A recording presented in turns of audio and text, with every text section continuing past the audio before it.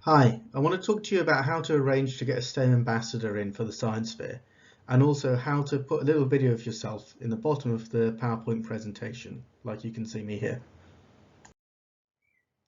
I'd hope that by doing this with a little video, you can make your lessons feel a little bit more interactive for your students, and also point out and emphasize certain things on the PowerPoint that you've already got. So the way you do this is at the top of PowerPoint, you've got a list of buttons here. If you click on slideshow, and then go to record slideshow. So you click on this thing, and then you'll get a screen that looks like this.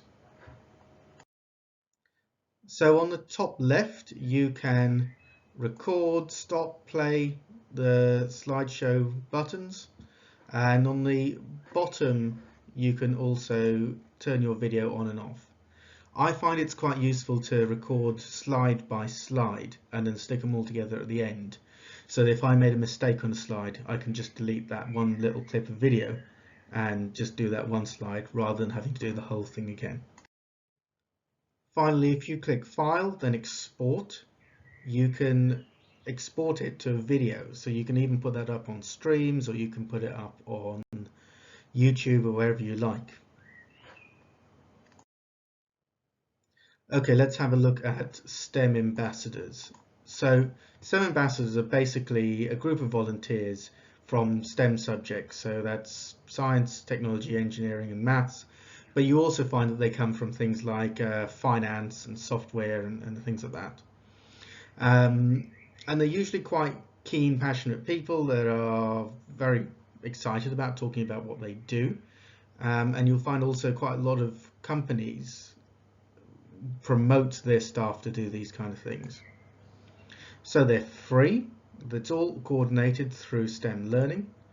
They undergo training at STEM Learning on how to talk to students, how to pitch things at the right level for young people, and also they're all DBS checked. So the first thing you need to do to get a STEM ambassador is register an account at STEM Learning. So go to stem.org.uk, click up on register, and then just create an account using your school email account. Then once you've registered, you'll have a dashboard which will have all your CPD, all the resources, and so on and so forth.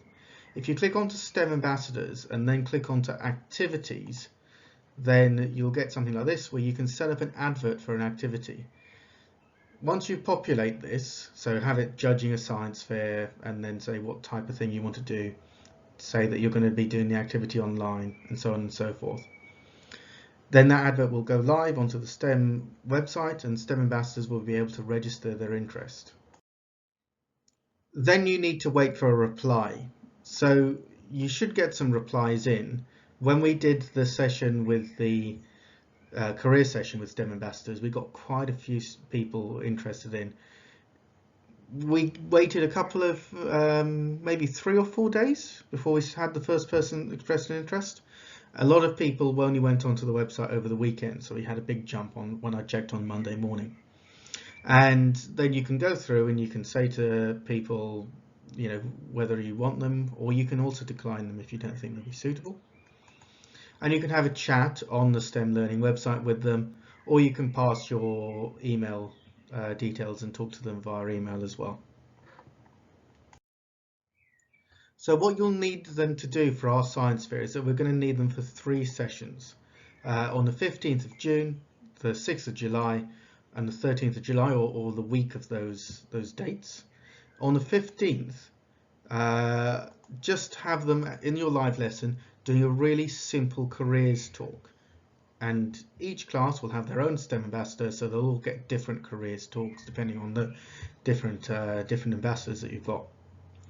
Then the students prepare their science fair project, and on the 6th of July, each class will have their projects judged by the STEM ambassador, and then you'll choose one project to go forward to the year group competition.